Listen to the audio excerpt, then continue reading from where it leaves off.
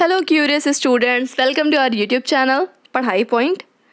In today's video we are going to discuss about the third chapter of class 6, that is fiber to fabric.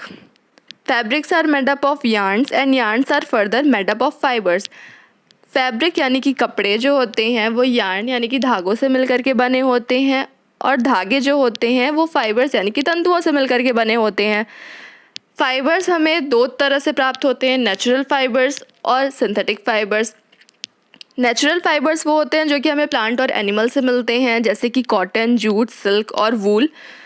Cotton और jute जो होता है वो हमें plant से प्राप्त होता है और वूल और सिल्क जो होता है वो हमें एनिमल से प्राप्त होते हैं. वूल और सिल्क जो होता है वो हमें भेड़ और बकरियों से प्राप्त होता है. पश्मीना बकरी बहुत ही ज़्यादा यूज़फुल और बहुत ही ज़्यादा फेमस है, पश्मीना शॉल भी. और ह्यूमन बींग्स, मनुष्यों का एक बाल और पश्मीना बकरी के 6 बाल इक्वल होते हैं, बहुत ही पतला होता है. और पश्मीना बकरी जो होती है वो 0 डिग्री सेल्सियस से -40 डिग्री सेल्सियस तक के टेम्परेचर में रहती है. वो जितनी ज़्यादा ठंडे स्थान पे रहेगी उतनी ही ज़्यादा उसके बाल हल्के रहते हैं. Okay, that is a different topic. और सिल्क फाइबर जो होता है वो कि सिल्क वॉर्म के कोकून से मिलता है.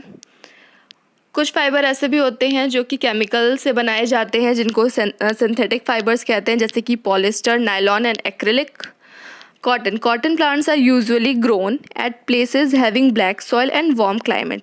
कॉटन प्लांट्स जो होता है मोस्टली उसको ऐसी प्लेस पे ग्रोन करते हैं जहाँ पे काली मिट्टी और गर्म जलवायु पाई जाती है. कॉटन प्लांट्स के जो फ्रूट होते हैं हम उन्हें कॉटन बॉल्स कहते हैं. वो जब मैच्योर हो जाते हैं या परिपक्व हो जाते हैं तो वो फट जाते हैं और उसमें से कॉटन फाइबर निकल के इधर उधर बिखर जाते हैं.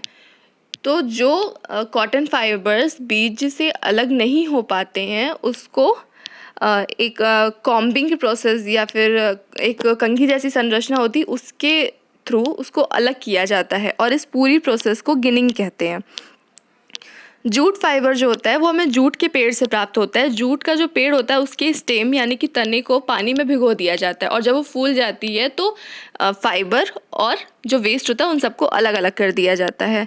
जूट का जो खेती होती है वो मेनली वेस्ट बंगाल, बिहार और असम के क्षेत्र में होती है. The process of making yarn from fibres is called spinning. धागों से कपड़े को बनाने की जो प्रोसेस होती है उसको स्पिनिंग कहते हैं. स्पिनिंग में स्पिंडल का यूज़ होता है जिसको नॉर्मली टकली कहा जाता है और चरखे का प्रयोग किया जाता है. गांधी जी का चरखा मूवमेंट बहुत ही ज़्यादा फेमस है. उन्होंने स्वदेशी वस्तुओं का उपयोग करने के लिए बहुत सारे मूवमेंट स्टार्ट किए थे.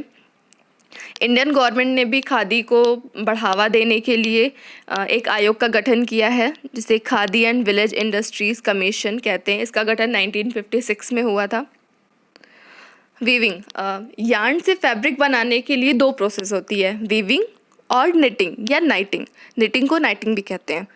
तो वीविंग वाली जो प्रोसेस होती है उसका मतलब ये होता है कि 2 या 2 से अधिक यार्न्स को यानी कि धागों को आपस में अरेंज करके, एक साथ गूंथ के या किसी भी तरीके से अरेंज करके जब फैब्रिक कपड़े को बनाया जाता है तो वो प्रोसेस वीविंग कहलाती है. जैसे कि नॉर्मल जो कपड़े मिलते हैं कई सारे धागों से मिलकर के बने होते हैं उसको वीविंग कहते हैं. और निटिंग जो प्रोसेस होती है वो एक ही धागे से पूरा कपड़ा बनाया जाता है. जैसे कि स्वेटर, एक ही ऊन का गोला रहता है, ऊन रहता है, उसी से पूरा बुन करके एक पूरा स्वेटर तैयार होता है. तो यार्न से फैब्रिक बनाने के लिए 2 प्रोसेस होते हैं, एक वीविंग और एक निटिंग.